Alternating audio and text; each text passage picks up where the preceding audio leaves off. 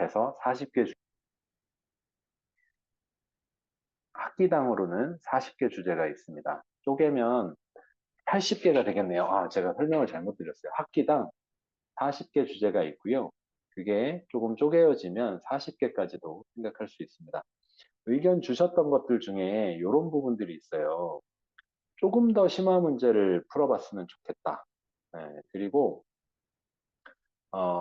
또 한편으로는 조금 난이도가 조금 낮아져도 좋을 것 같다. 뭐 이렇게 다양한 난이도에 대해서는 사실 다양한 의견을 주셨어요. 그래서 난이도에 대해서는 지금 이 책은 설명해 드리면 어, 가장 어려운 교재들에서 아이들에게 요구하는 논리, 생각, 교과서에는 나오지 않는 것들, 그것들을 배워야 풀 수 있다. 네, 이런 방향이고요. 그럼에도 불구하고 그럼 기본 내용은 없느냐? 기본 내용도 있어요. 근데 그 기본 내용이 교과의 완전 기본, 이런 기본은 아니고, 아, 그런 기본일 수도 있죠. 때로는. 여기에 보면 나눗셈의 의미라는 부분 있죠. 요거 나눗셈의 의미. 요 나눗셈의 의미는 교과에 있는 가장 기본적인 개념을 담고 있어요. 각도 쪽에도 그래요. 각도 쪽에는 무슨 내용이 있냐면 1도는 왜 1도로 정해졌다. 1도가 정해진 이유는 이런 이유 때문에 1도로 정해진 거야. 이런 얘기들이 있어요. 그러니까 심화서지만 가장 기본 개념에 꼭 짚어야 되는 것 또는 이게 중요한 거, 이게 응용되거나 할 때 중요한 거 이런 것들은 어, 들어가 있습니다. 아, 진도표요. 진도표는 만들진 않았는데 잘 보시면 진도표는 40개 주제잖아요. 그래서 저는 한 권의 책을 6주 내지 8주에는 해결을 해야 된다고 생각을 하거든요. 그러면 이 한 학기에 대해서 하루에 어, 주제 하나씩을 한다고 하면 40일이 걸리는 거죠. 주제 하나씩을 한다고 하면 40일이 걸리는 거고, 40일이면은 약 8주가 걸린다고 봐야 돼요. 한 주에, 어, 5일씩 공부를 하면, 그래서 5일씩 공부를 하면, 8주가 걸린다고 봐야 돼요. 그리고 5일씩이면 한 장, 두 장이겠네요. 하루에 두 장씩 하면. 적어도 그 정도는 해야 된다고 생각하고요. 어, 그리고 조금 더 뭐, 길게 할 수도 있죠. 네, 길게 할 경우에는 2달 이상, 뭐, 3달, 이런 식으로 해야겠지만, 기본적으로는 2달 정도에 할 수 있지 않을까. 네, 한 권에 한 달, 이 정도 할 수 있지 않을까. 타이트하게 했을 때, 그렇게 하고, 그 다음에, 어, 기본서와 자, 여기 제가 설명을 해드릴게요. 기본이 있고, 심화가 있고 해요. 그래서 교과 공부를 할 때는 보통 2권 또는 3권을 공부하죠. 네, 2권 내지 3권을 공부하죠. 그래서 이 2권을 공부하는 아이들이다 하면, 어, 응용서, 그 다음에 심화서.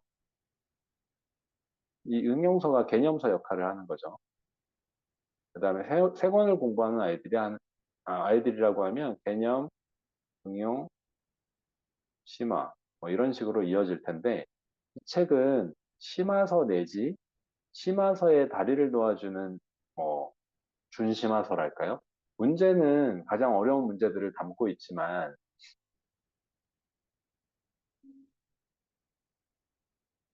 문제는 어려운 문제들을 담고 있지만 심화서를 제대로 풀게 하기 위한 책이다라고 생각하실 수도 있어요. 그래서 이 책의 활용은 두 가지로 생각할 수 있습니다. 앞으로 이렇게 생각하고 있어요. 첫 번째, 어,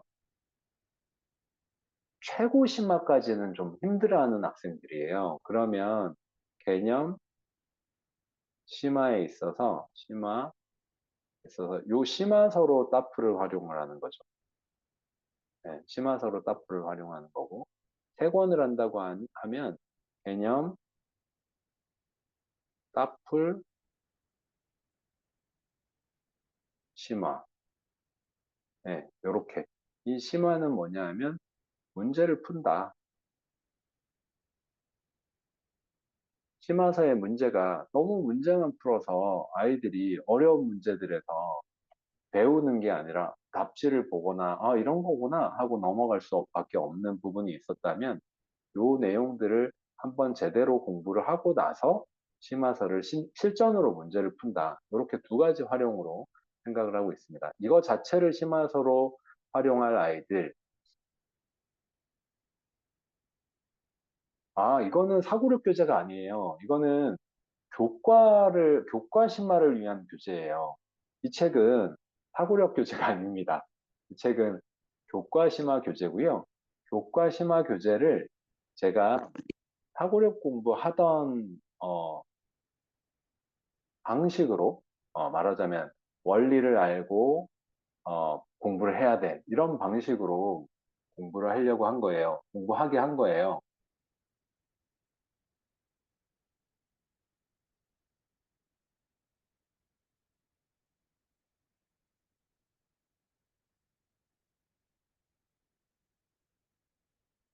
잠깐만요. 써주신 부분 제가 한번 읽어보고요.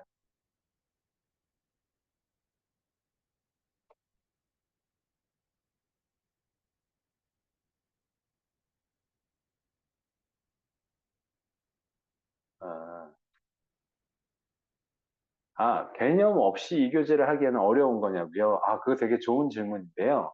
어, 여기에 두 권 활용 중에서 개념서, 따풀, 심화 이렇게 가잖아요. 그런데 제가 만약에 이 책을 학생들을 가지고 제가 컨트롤 할 수 있다라고 생각하고 한다면 개념서와 따풀을 같이 푸는 걸 생각을 했어요. 원래 설계는 개념서와 따풀을 같이 풀리는 거예요. 개념서 하면서 따풀하고 같이 하고 그리고 심화서로 넘어가 주는 거예요.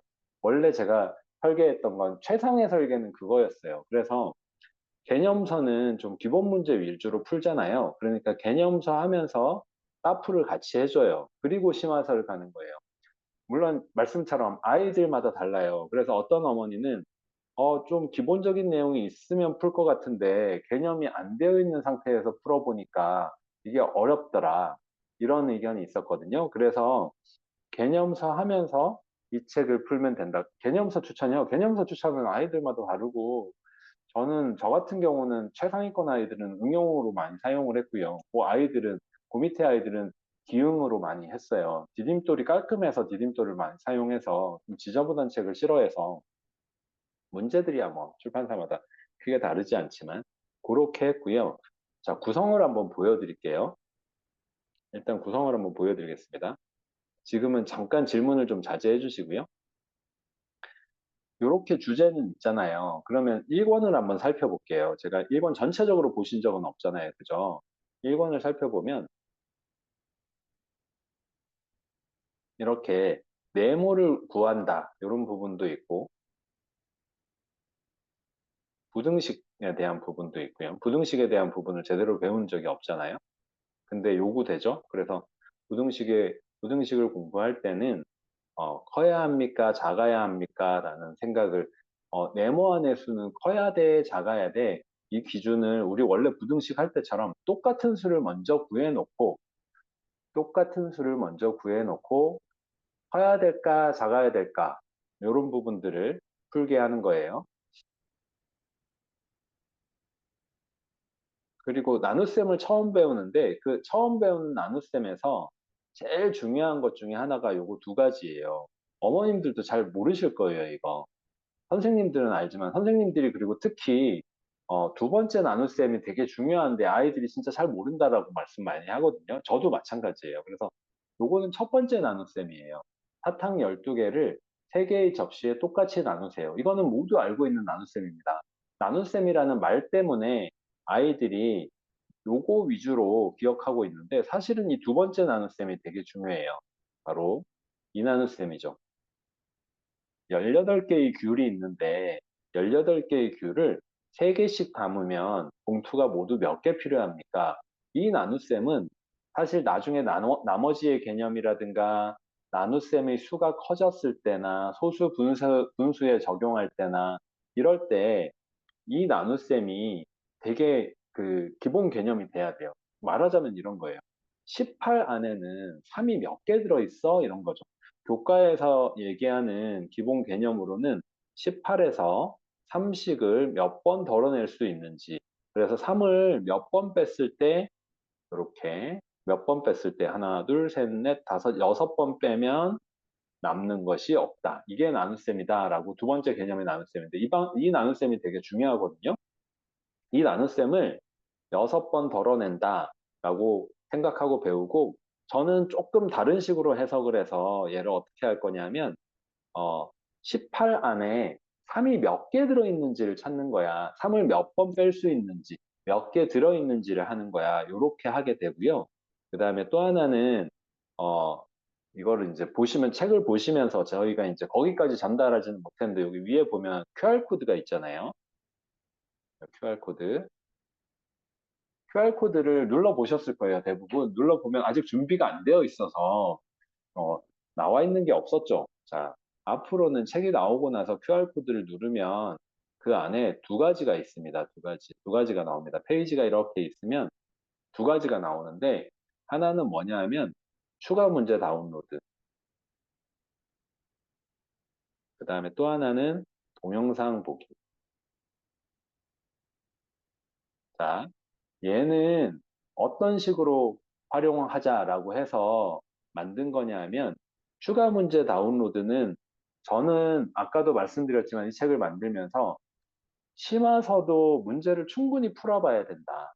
근데 모든 단원에서 문제를 다 풀어봐야 되는 건 아니잖아요. 근데 이제 엄마 입장에서나 선생님 입장에서 가르치다 보면 어?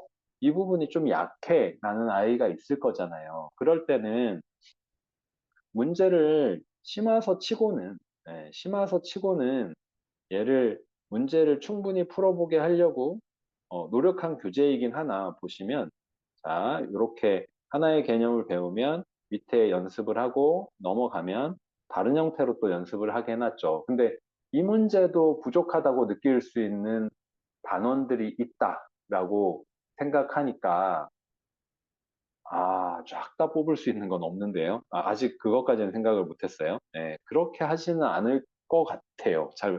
네, 그렇게 하지는 않을 것 같아요. 그건 고려는 한번 앞으로. 근데 저는 이런 거죠. 여기 QR코드를 만들어서 학습에 대한 서포트를 하는 공간을 두는 거예요, 얘는. 그래서 동영상은 있을 수도 있고 없을 수도 있습니다. 있을 수도 있고 없을 수도 있어요. 추가 문제는 다 있어요.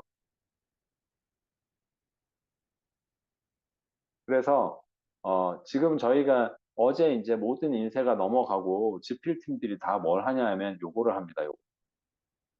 추가 문제 개발 이제. 한 달 동안 추가 문제 개발을 해요. 한 달 동안 추가 문제 개발을 하고 저는 이제 이번 주부터 동영상 촬영을 합니다. 동영상 촬영이 480 몇 개 주제예요. 480여 주제예요. 480개가 넘어요. 또 동영상 촬영을 지금 이제 시작을 했어요. 그래서 어쨌든 뭐냐, 문제를 많이 풀리자가 아니에요. 추가 문제를 제가 왜 하겠어요? 문제를 많이 풀리자가 아니에요. 어떤 주제를, 어떤 주제를 아이들이 공부를 했을 때 그 주제를 알게 하자가 이 책의 방향이에요. 어떤 주제를 공부했을 때 알아야 돼. 그래야 어떤 심화 문제도 풀고 해. 심화 문제를 공부한다라는 것은 심화 문제를 풀어본다가 아니라 그 문제를 앞으로도 풀 수 있도록 만든다. 이런 거잖아요. 그래서 저는 동영상 촬영을 하고 우리 지필진들은 앞으로 추가 문제 구성을 한 페이지 정도씩 또는 어떤 단어는 두 페이지, 한두 페이지 정도씩 진행을 합니다. 심화 문제 위주로 기본 문제는 여기서 풀어봤으니까 안 되는 건 어쨌든 마지막에 나오는 심화 문제니까 그런 문제들을 숫자 바뀐 거라도 다시 연습해 볼 수 있도록 합니다. 그래서 그것도 이제 제가 낸 아이디어고 이 책은 전체적으로 이제 제가 기획을 했는데 그렇게 한 이유는 말씀드린 것처럼 알아야 된다. 수학 공부는 알아야 된다. 그리고 또 하나 보여드릴게요. 이렇게 페이지를 책을 중간 정도 넘어가면 여기에 자 여기에 보면 열 번째 주제의 B 단계예요. 여기 열 번째 주제마다 A, B가 있죠. 이렇게 열 번째 주제의 A, 그 다음에 열 번째 주제의 B 이렇게 공부를 했잖아요. 공부를 하고 나면 앞에 주제들, 10개 주제들에 대해서 모아서 복습할 수 있는 문제들이 따로 이렇게 준비가 되어 있습니다. 네, 네 페이지에 걸쳐서 이렇게 하나, 둘, 셋, 네 페이지, 네 페이지에 걸쳐서 둘, 셋, 네 페이지에 걸쳐서 있고 여기에 보면 어느 영역의 문제인지 표시가 되어 있어요. 여기 어느 영역의 문제다. 이렇게 표시가 되어 있어요. 그래서 얘는 이제 일종의 테스트 역할을 하는 거예요. 테스트에 대한 의견도 주셨는데 저희는 테스트를 만들진 않았고 종합적으로 연습할 수 있는 페이지를 뒀어요. 종합적으로 연습할 수 있는 페이지를 둬서 크게 4개 파트가 있잖아요. 어, 제일 처음에는 기본 개념에 대한 정확한 이해, 그 다음에 해석에 대한 거, 그 다음에 특별한 계산법, 문제 해결 방법, 이렇게 이제 4가지 파트가 있는데 그 파트가 하나가 끝나면 전체를 모아서 이렇게 확인학습을 할 수 있는, 확인학습을 할 수 있는 공간이 있습니다. 그리고 확인학습이 끝나면, 확인학습이 끝나면 다음 단원으로 넘어가기 전에 이렇게 퀴즈 해가지고 좀 쉬어가기 코너인데 쉬어가기 코너도 뭐랄까 그냥 이렇게 재미로만 푸는 문제가 아니고 자연수를 분수로 나눌 수 있을까요? 이거 사실 6학년 문제죠. 6학년 문제인데 자연수를 분수로 나눌 수 있을까요? 다음 시계값을 구하세요 하고 그림을 보고 생각해봐. 2 나누기 2분의 1은 어떻게 되는 걸까? 이런 거예요. 만약에 6학년이면 이걸 이렇게 설명하겠죠. 2 나누기 2분의 1은 역수를 써서 이렇게 4가 돼요. 이렇게 대답하겠지만 계산해보자가 아니라 어, 이거는 그냥 한번 생각해보자. 그림으로. 그랬더니 앞에 저 앞에서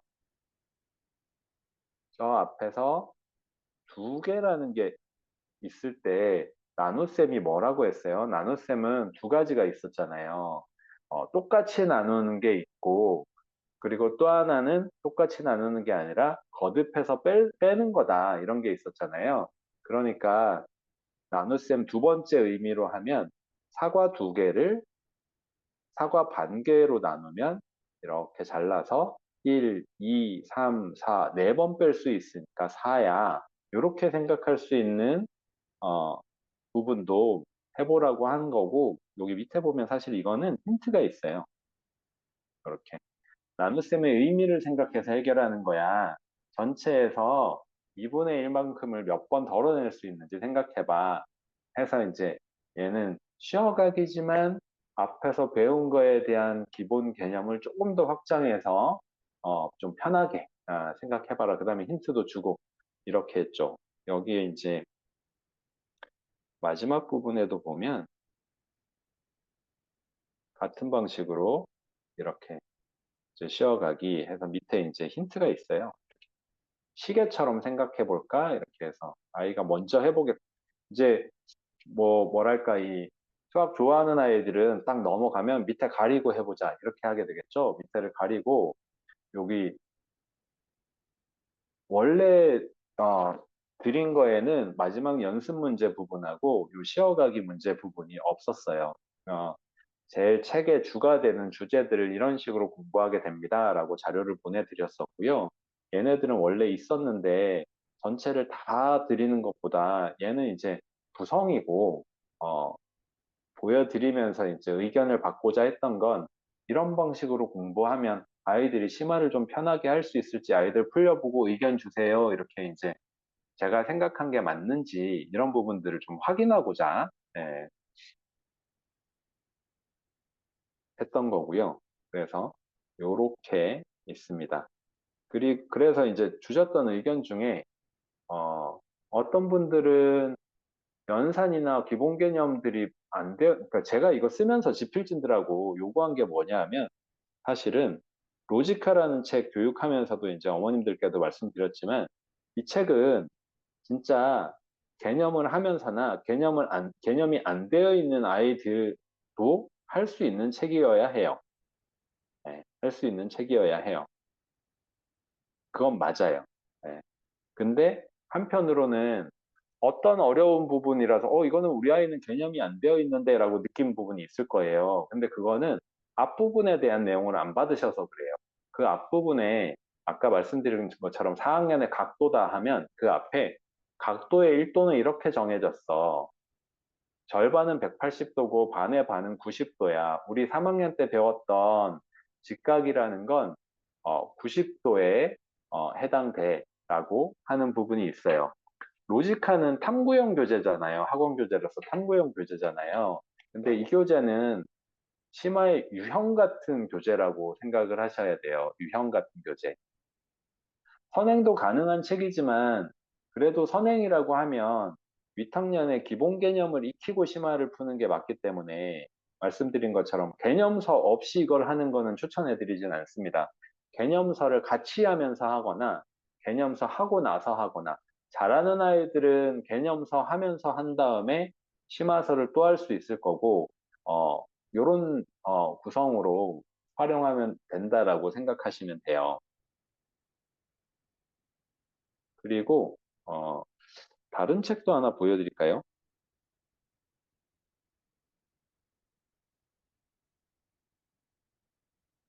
2학기 거 한번 볼까요?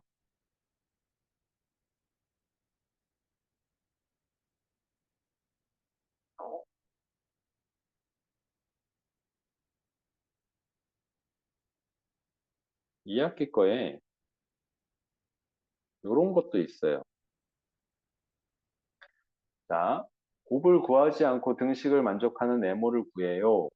이게 어떻게 보면 방정식 같은 구성이라고도 생각하실 수 있고 한데 방정식을 기술적으로 접근하는 게 아니고 곱셈이라는 것은 어, 분해될 수 있다. 그러니까 작은 수의 곱셈으로 나누어서 생각할 수 있어. 이렇게 해가지고 여기에서 이제 하고자 하는 학습 목표는 28 곱하기 6은 8 곱하기 뭐야? 그러면 이 왼쪽 식을 8 곱하기 뭐로 바꾸어서 생각할 수 있어. 이렇게 해서 이거를 곱셈 분해를 하는 거예요. 6은 2 곱하기 3인수고 28은 4 곱하기 7인수고 그럼 이렇게 되면 4하고 2를 먼저 곱해서 8 곱하기 7하고 3을 곱해서 21 곱하기 8하고 같은 수야. 이렇게 변형을 하는 거죠. 그래서 여기가 8 곱하기 21이다. 이런 식으로 생각할 수 있는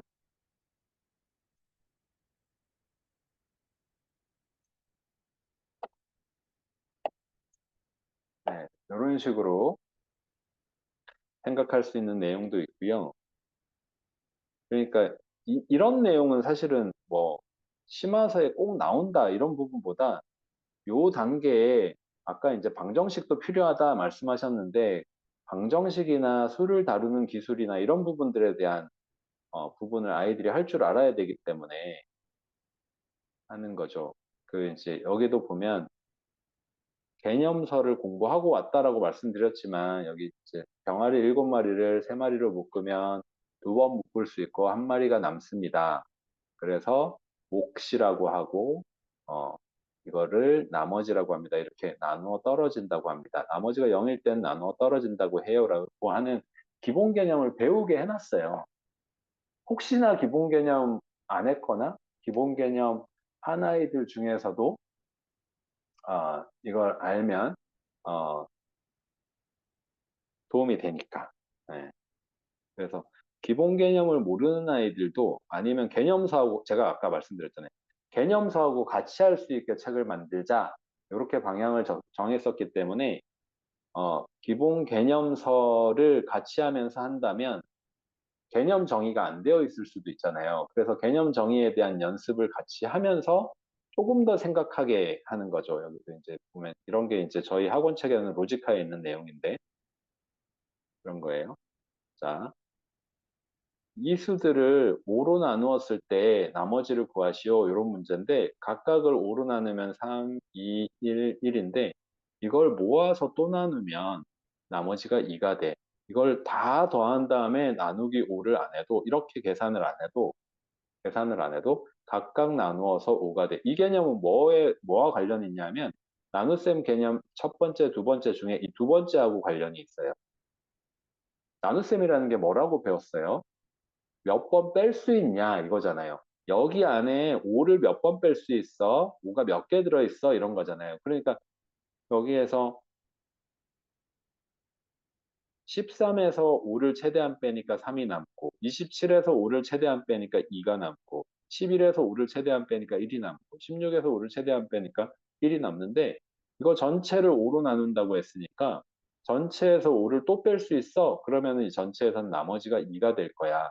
이런 식으로 나머지도 좀 깊이 있게 알 수 있는 부분들도 있습니다. 이거는 뭐 어떤 심화 문제집에 나오는 개념이 아니라 제가 나머지에 대한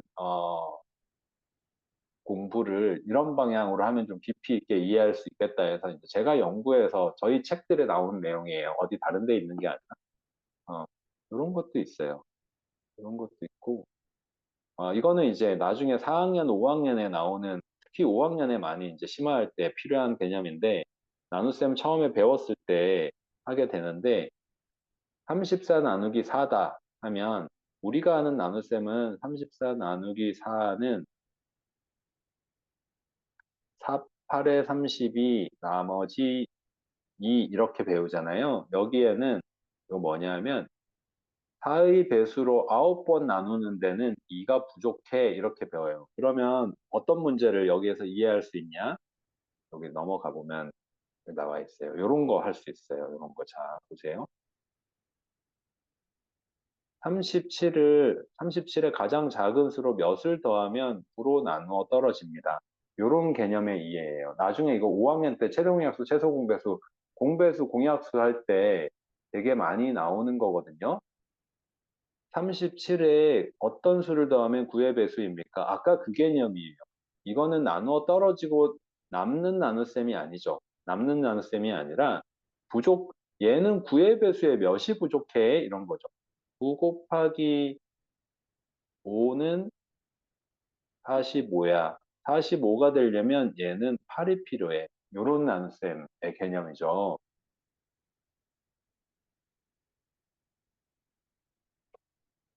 초 5아이가 초4 거 풀어도 되죠. 풀어도 되는데 이제 그건 아이 수준에 따라서 어머니께서 판단해 보셔야 될 것 같아요. 풀어도 돼요. 심화는 어차피 같은 내용들이 반복되는 부분이 있거든요. 그래서 풀어도 됩니다. 심화서니까.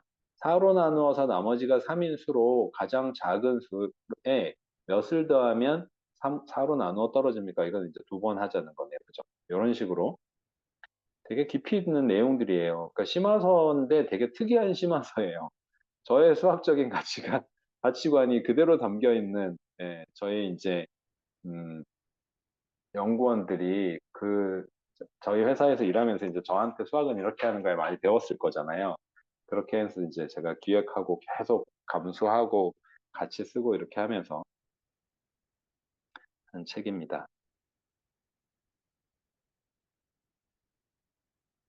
구성으로나 의도로나 이런 것들은 다 보여드린 것 같아요. 아, 세 번째 파트는 뭐 보셔서 아시겠지만 요 세 번째 파트는 계산에 관한 부분들이죠. 계산에 관한 부분들.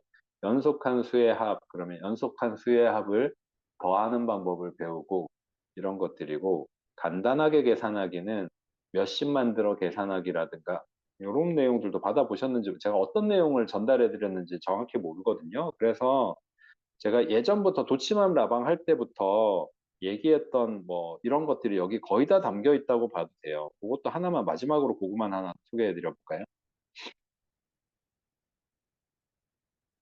마지막으로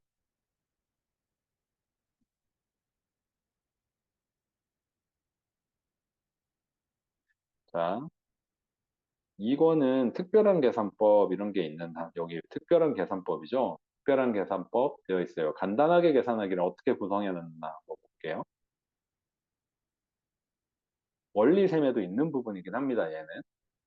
자, 특별한 계산법 첫 번째에는 순서대로 그대로 계산할 수도 있어. 우리는 교과서에서 그렇게 배웠지. 그런데 때로는 수들을 관찰할 때 실수를 줄일 수 있는 더 편리한 계산법이 있을 때가 있어. 9하고 1이 만나면 몇십이 되니까 얘를 먼저 계산하고 7하고 3이 만나면 또 간단해지니까 먼저 계산하고 이렇게 몇십이 되는 경우에는 더 간단하게 계산할 수 있어. 이런 내용을 한 다음에 원리셈에는 없는 내용이 이제 두 번째인데 얘 말고요. 얘는 원리셈에 없는 내용인데 이게 조금 어려운 개념이라서 원리셈에 넣지는 않았었는데 역시 순서대로 먼저 계산해봐 한 다음에 몇 백에 가까운 수들 자 얘는 800에 가까운 수야 800에 가까운 수면 800으로 고치고 6은 나중에 빼줘야 돼 얘는 400으로 고치고 8은 남았어 얘는 700으로 고치고 9는 나중에 빼줘야 돼 요런 개념으로 해서 얼마는 빼줘야 되고 얼마는 남았고 얼마는 부족하고 요 계산을 해가지고 몇백 계산을 한 다음에 1의 자리만큼만 다시 계산하면 된다. 이게 어머니들이 이제 저한테 뭐 많이 물어보시냐 하면 수만 다루는 어떤 학원 보낼까요? 뭐 이런 것도 많이 물어보시죠. 근데 실질적인 부분들이 있다고 생각해요, 저는. 그래서 수만 뭐 다루는 책이 아니라 실전에 사용할 수 있는, 사용하게 되는 이런 것들을 이렇게 연산책이 아니지만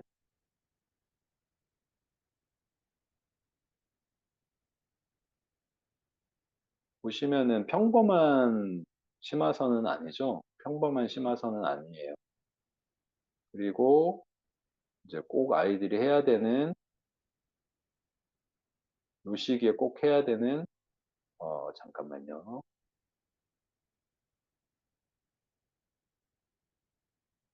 여기 있다. 요거죠. 연속한 수의 합. 이것도 요 시기에 꼭 해야 되죠. 가르쳐 주지도 않고 심화서에서 다 요구되잖아요. 그죠? 예, 뭐, 이렇게 연속한 수의 합을 구할 때 홀수계면 가운데 수를 기준으로 해서 이렇게 수를 주고받으면 가운데 수 곱하기 하나, 둘, 셋, 일곱 개 이렇게 계산할 수 있어. 요런 부분하고 이거는 학원 안 다니면은 엄마 입장에서는 문제집에서 이런 것까지 하는구나. 근데 안 가르쳐줘요. 이런 거 잘. 자, 짝수계면 둘씩 짝지어서 43이 하나, 둘, 셋, 넷, 네 쌍이다. 이렇게 계산할 수 있어. 이런 거. 이렇게 필요한 것들, 심화하는데 필요한 것들과 심화문 네 번째 단원은 생각하는 방법, 문제를 해결하는 방법이에요. 그림 그려서 해결하거나, 뭐, 표를 그려서 해결하거나, 이런 것들입니다. 이 책에 대한 설명은 다 해드린 것 같아요. 받아보신 부분 외에 제가 이제 책을 쓰면서 어, 사이사이에 받아보신 부분 외에 보여드릴 수 있는 것도 오늘 보여드리고 책 전체에 대해서 좀 소개를 해드리려고 했고요. 이렇게까지가 책에 대해서 전체 보여드린 겁니다. 궁금한 거 있으면 말씀해 주세요. 타이핑이 편하시면 타이핑을 해주셔도 되고요. 마이크 켜가지고 말씀하셔도 될 것 같긴 합니다. 여러분이 같이 말씀만 안 하시면 가능할 것 같아요. 궁금한 거 있으면 말씀해 주세요. 그래서 이제 보시면 아까 그런 내용 일부는 사고력 학원들에서 아이들 가르치면서 이렇게 했던 방식이긴 한데 전체를 보시면 사고력 교재는 아니에요. 사고력 교재를 쓰려고 한 게 아니라 교과 잘하게 하기 위해서 쓴 교재예요. 네. 1학기 끝나가는데 1학기부터 풀려야 하나요? 그게 참 쉽지 않죠. 근데 심화서니까 얘는 심화서니까 1학기부터 풀려도 되지 않을까요? 어차피 여름 앞두고 개념한 다음에 심화서를 한다 생각을 한다면 심화서로 풀리시는 것도 지금 딱 풀리기 좋은 시기죠.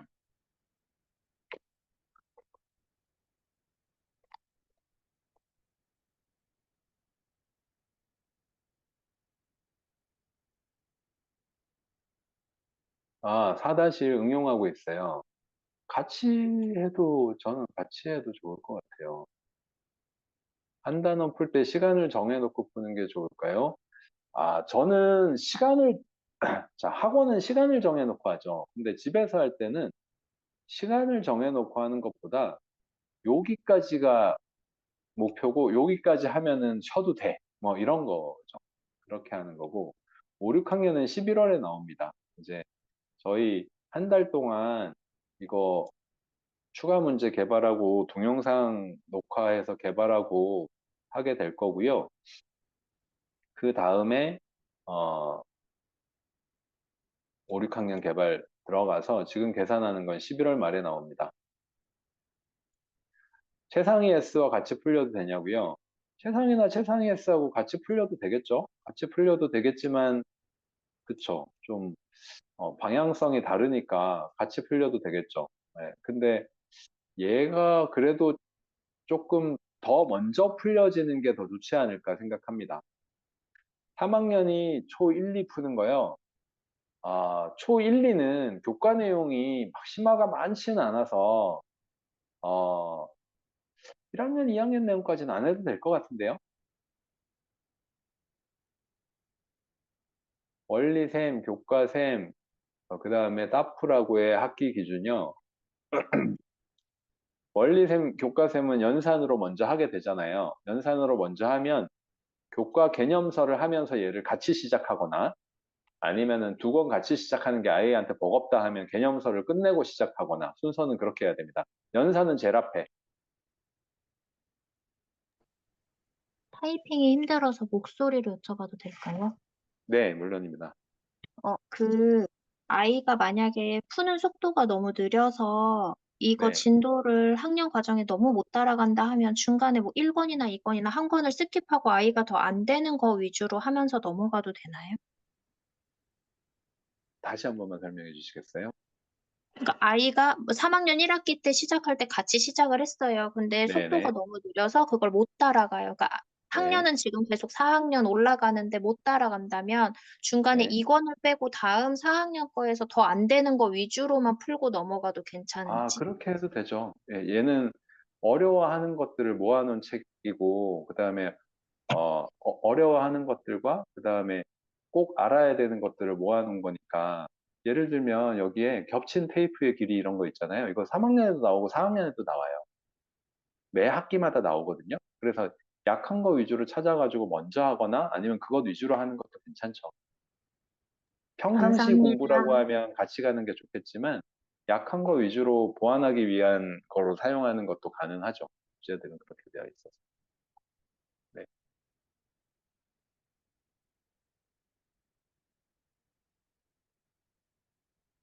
그다음에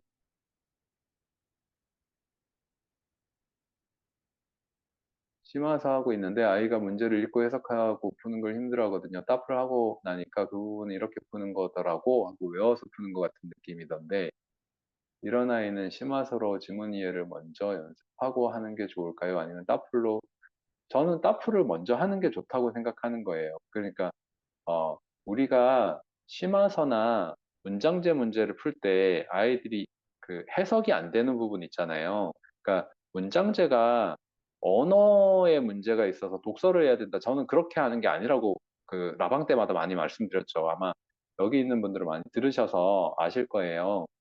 그게 문장제가 약하다 하면 문제를 어떻게 해석해야 되는지 아니면 행간의 의미를 읽고 아니면 뭐부터 생각해서 풀어봐야 되는지를 모르기 때문이에요. 그 방법을 모르기 때문이에요. 그래서 그렇기 때문에 수학은 모든 문제를 풀어봐야 돼. 수학이 암기 과목이야. 이런 얘기가 그런 것 때문에 나오는 거죠.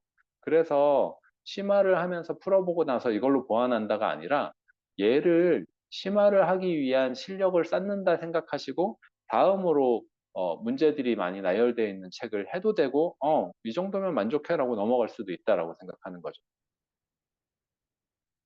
교과샘은 기본 개념서 교재로 보고 따풀과 함께 하는 게 조금 위험해요.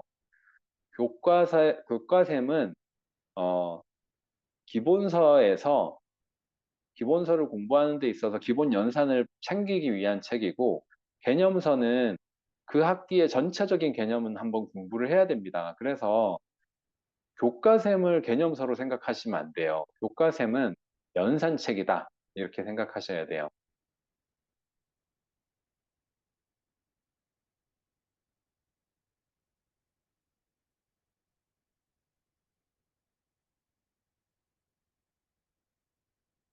오, 6학년 교재도 열심히 만들 예정입니다.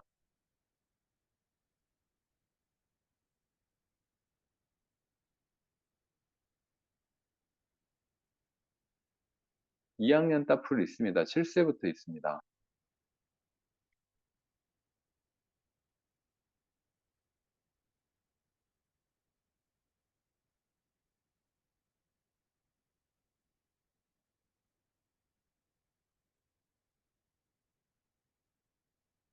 그리고 이제 저희 팀장님이 여기 잠깐만요. 제가 댓글 대답 안 한 거 하나씩 찾아서 먼저 말씀드리고요. 7세 교재에서 푼다고 하면 미리 준비돼야 될 건 없어요. 연산만 어느 정도 되면 되고요. 어, 기본적으로 1학년 1학기에 나오는 경시 이런 부분에서 아이들이 이제 요구되는 이런 거 알아야 됩니다. 순서수라든가 이런 부분이라서 7세 교재는 여기에서 보는 체감하는 난이도보다는 낮게 보일 수밖에 없어요. 7세 아이들한테 사고력 교재하고 달라요, 얘는.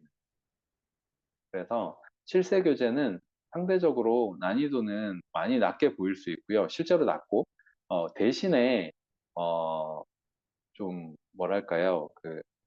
어떤 두 개를 비교해서 연산을 한다던가 좀 독특한 내용들이 좀 있습니다. 네.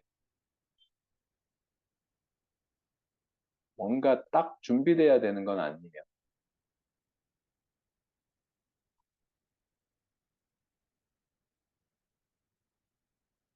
예약 판매는 어, 이제 구입을 하면 거기에 있는 이제 예약 판매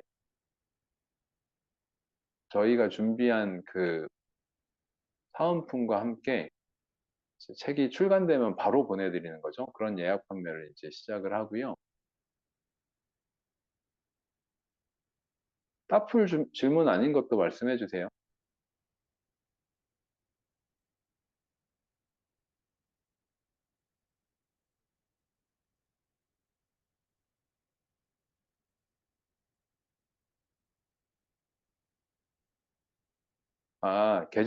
교과 개정판에 대해서요. 교과 개정판하고 이 책은 관계 없을 것 같아요. 저희가 단원에 그대로 따라가지고 한 게 아니라서 기본적으로는 비슷할 거고요. 만약에 고쳐야 될 게 있으면 고칠 건데 개정판 자체를 저희가 검토한 거는 크게 바뀌지 않는다라고 확인을 했거든요. 교과 그 목차들은 그걸 확인하고 만들었기 때문에 개정판하고는 관계없는 부분입니다.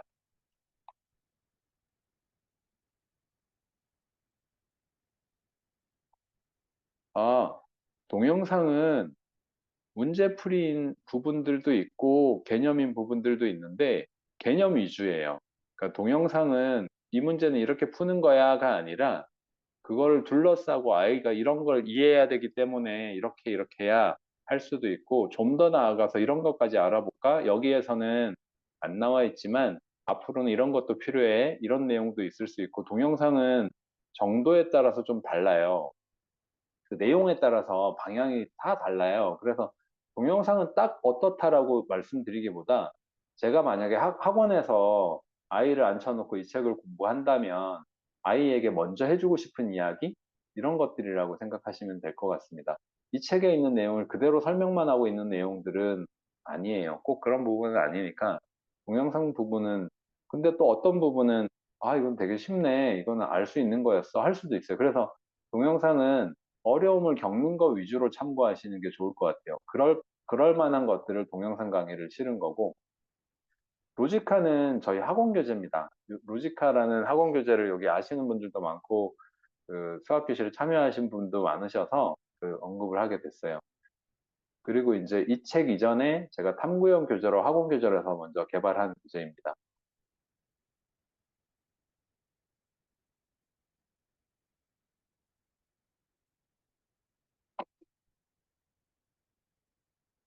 토일, 디딤돌, 기본 플러스 응용, 원리셈, 사고력 하고 있는데 따프를 추가하면 4권이 되죠. 그렇죠. 너무 많네요.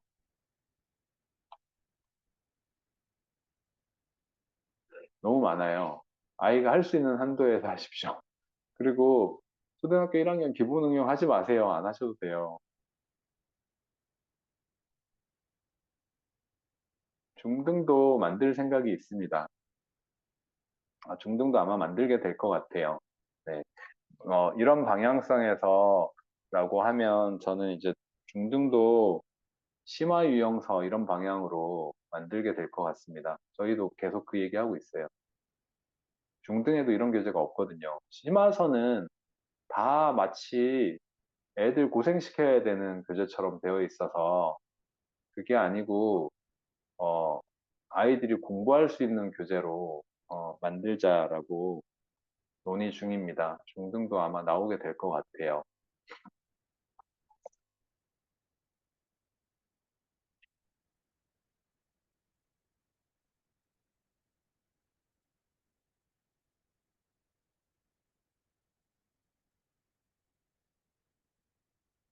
중등도 나오게 될 것 같아요. 제 생각에는 이 책의 방향성이라고 하면 초등에서 이제 공감대나 이 판매량이나 이런 것들이 좀 될 거라고 좀 생각하거든요. 그래서 거기에 이제 힘을 얻어서 원리셈하고 이 따풀은 중등까지 만들어 볼 예정입니다.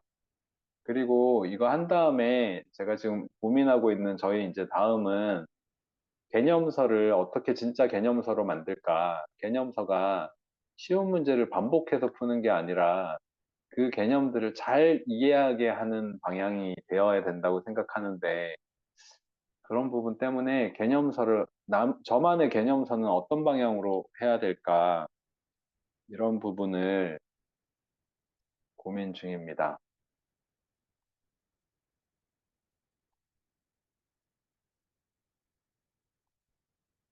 현재 2학년인데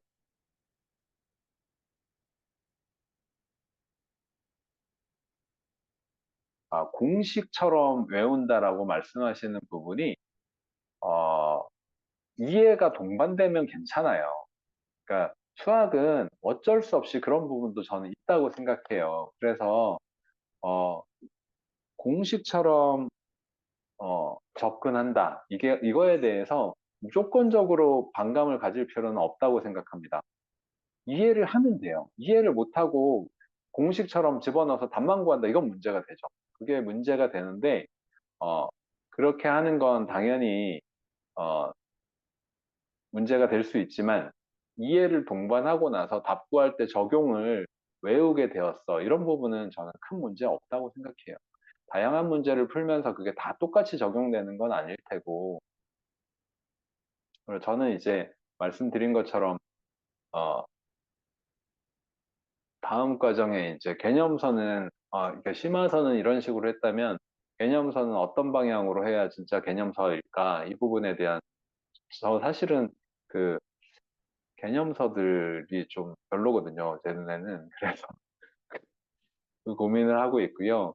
그 다음에 이제 요 다음에 진짜 심화서는, 어, 정말 독특한 아이디어들을 가지고 문제를 푸는 이런 그 심화서도 나중에 만들어 볼 생각은 있습니다. 그리고 이제 저희 팀장님이 계속 얘기해 주시지만 오프라인 행사 때 책 딱 나오는 날이에요. 그때가 그 주에 책이 나오거든요. 17일부터 이제 책이 나오기 시작한다고 인쇄는 다 들어갔고 발주는 다 됐는데 책이 나오기 시작하면 오프라인 행사로 그 책에 사인도 해드리고 아이들하고 이제 와서 구경도 하시고 맛있는 것도 드시고 그런 행사를 저희 팀장님이 기획을 해서 시간이 되시면 네, 오실 수 있으면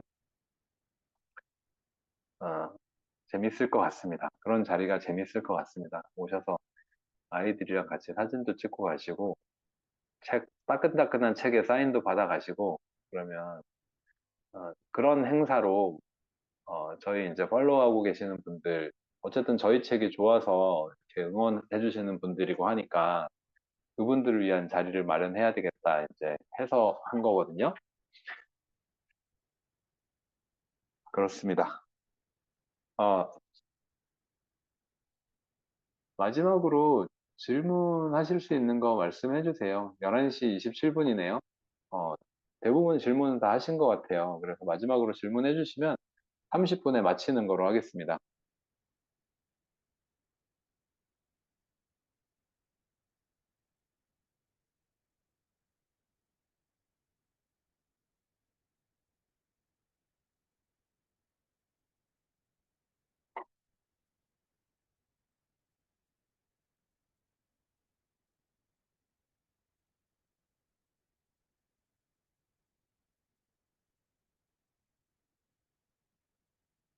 온라인 파티요?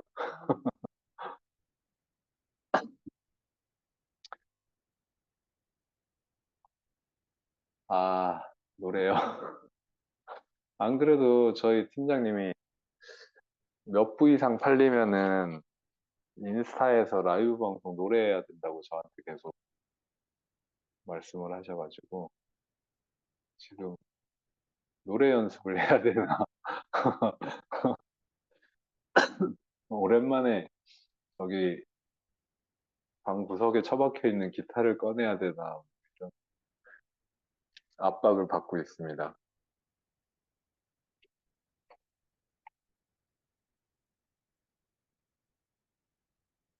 수학학원 이런 데 절대 가지 마세요, 기준요.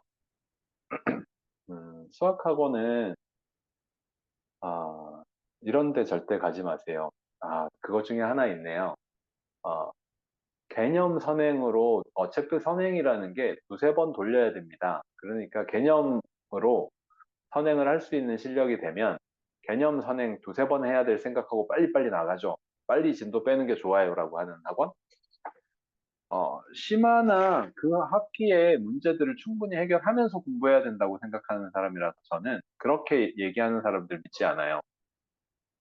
그리고 학원 선택하시면서는 작은 학원이든 큰 학원이든 그 원장님이나 선생님이 가지고 있는 방향성이나 가치관을 많이 봐야 된다고 생각하고요. 프로그램도 중요하지만 아이들 실력을 어떻게 키울 거다라는 자기 주관이 뚜렷한 분, 이런 분들한테 맡기면 믿을 만하지 않을까요? 저도 이제 저희 아이들은 그렇게 했었고, 도형 규칙 이런 쪽은 곧잘 하는데, 수연산 쪽만 나오면 멍 때리는데, 수연산요. 일단, 연산은 연습이 좀 돼야 되는 부분인데, 어, 약한 부분이라도 하자. 이런 방향으로 저는 해야 된다고 생각하고요. 연산을 너무 싫어하는 아이라면. 그렇게 해야 된다고 생각하고 수연산 쪽 멍 때린다라는 표현은 이제 재밌는 거 위주로 하는 걸 좋아하는 아이들이죠, 보통은. 그럴 것 같고요. 오답풀이만 많이 하는 학원. 오답풀이만 많이 할까요? 오답풀이만 많이. 그게 이제 좀 애매하긴 한데 오답에 대한 관리를 적극적으로 하는 학원은 어쨌든 뭐 그건 좋은 거죠. 근데 오답이 메인이 되면 안 되겠죠. 잘 풀 수 있게 잘 이끌어주는 게 메인이 되고 약한 부분을 어, 보완해주는 게 가장 좋겠죠. 도형 돌리기하고 그리기 이런 거 시지각력 제가 요거 한번 설명해 드릴까요?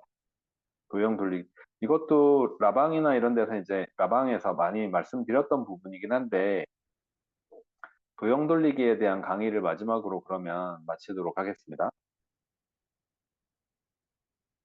칠판을 열어서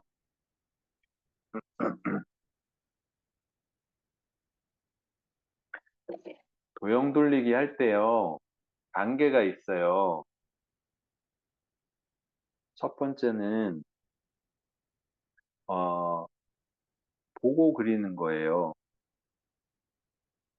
자, 보고 그린다라는 게 무슨 말이냐면, 이런 도형이 있어요. 이런 도형이 있어요.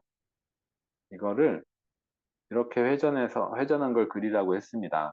그러면 책을 돌려요. 책을 돌린다. 책을 돌려서 얘를 관찰을 하는 거죠. 관찰을 하고 나서 중요한 건 뭐냐면 제자리로 돌아와서 그걸 복기를 해야 되잖아요. 이거는 뭐냐면 어, 기억이에요, 기억. 어떤 방식으로 기억할 건가? 어떤 방식으로 기억할 건가? 어떤 방식으로 기억할 거야? 이렇게 사진 찍은 듯 기억하고 돌아와서 그린다. 이거는 불가능하잖아요. 보통 사람이라면. 그러니까 나만의 방식으로 이 모양을 기억하고 돌아와서 원래 모양을 보면서 이걸 그려낸다. 저 같은 경우도 지금 이 화이트보드를 그대로 보면서 이 그림을 돌려가지고 그리는 거 쉽지 않아요. 못해요. 네, 못하죠. 한번 보고 그려야 되잖아요. 그래서 보고 그린다가 기본입니다. 보고 그린다가 기본. 두 번째는 뭐냐면 기술적인 부분이 있어요. 기술적인 부분이 있어서 여기에 이제 이렇게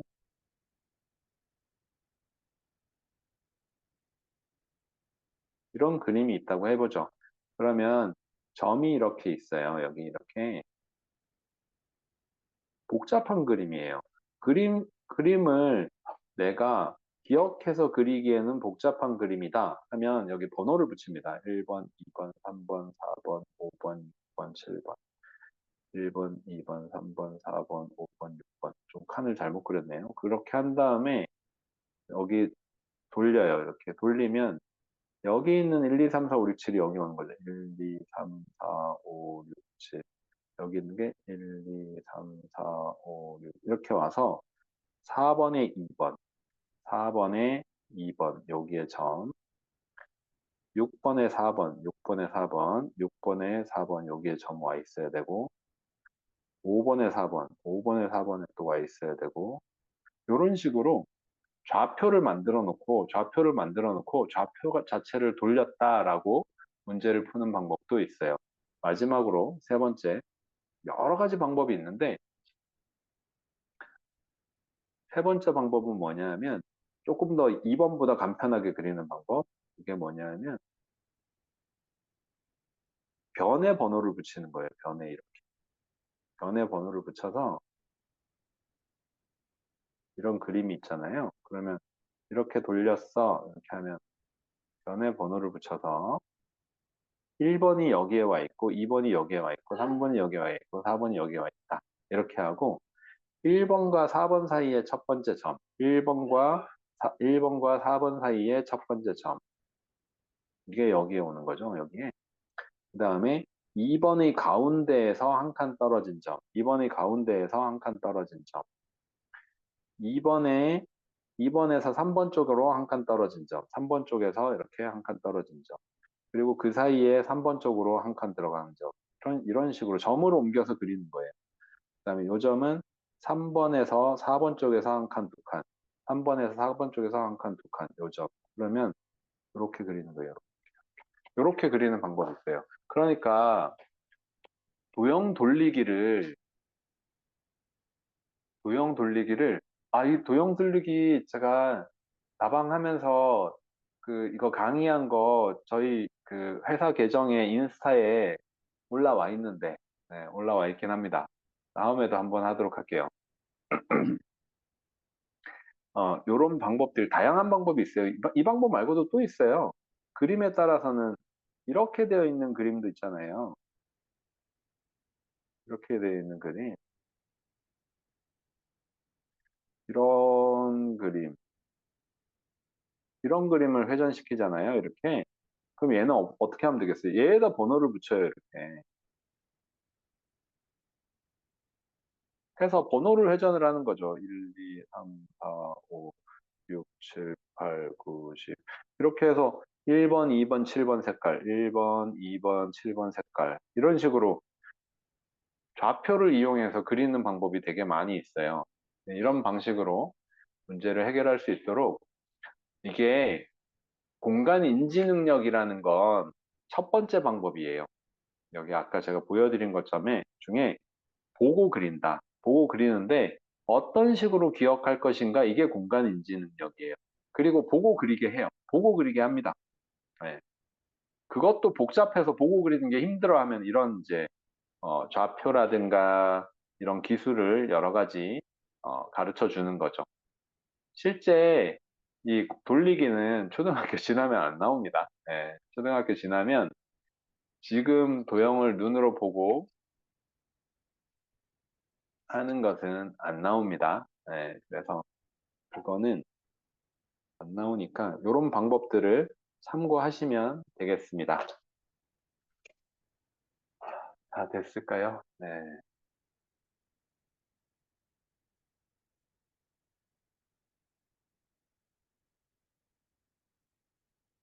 아, 1만 부요. 인쇄를 9만 부 하는데 1만 부 뭐 노래 네. 노래 하죠. 뭐 노래 하라고 하면 할 거예요. 노래 하라고 하면 하죠. 네. 마라톤복 입고는 안 되죠. 에이, 그거는 마라톤복 입고 자전거복 입고요. 아, 저는 이제 여담으로 이번 주 토요일 날 또 자전거 대회 나갑니다. 가평 자전거 대회 75km 산 2개를 넘는 자전거 대회가 예약되어 있습니다. 네, 바쁘게 살고 열심히 살고 있습니다. 그리고 이렇게 응원해 주시고 저희 책 이렇게 항상 좋아해 주시고 응원해 주셔서 감사드리고요. 너무너무 감사합니다. 다음에 또 뵙도록 하겠습니다. 오늘 강의는 여기까지 마쳐도 될까요? 마쳐도 되겠죠? 아, 저 운동 매우 매우 좋아해요. 운동하는 거 매우 좋아하고요. 그리고 뭐 하나 할 때, 어, 정말 이렇게 좀 푹 빠져서 하는 사람이라 일도 그렇게 해왔지만, 네, 감사합니다. 책은 7월 20일 내외 그때부터 서점에서 만나실 수 있고요. 그다음에 제일 빨리 구입하시는 방법은 예약 판매 쪽에 그 구입을 예판을 걸어 주시면 아마 책 나오자마자 집으로 첫 번째 배송되는 게 됩니다. 그래서 6월 20일 내외에 책은 나옵니다. 감사합니다. 마치도록 하겠습니다.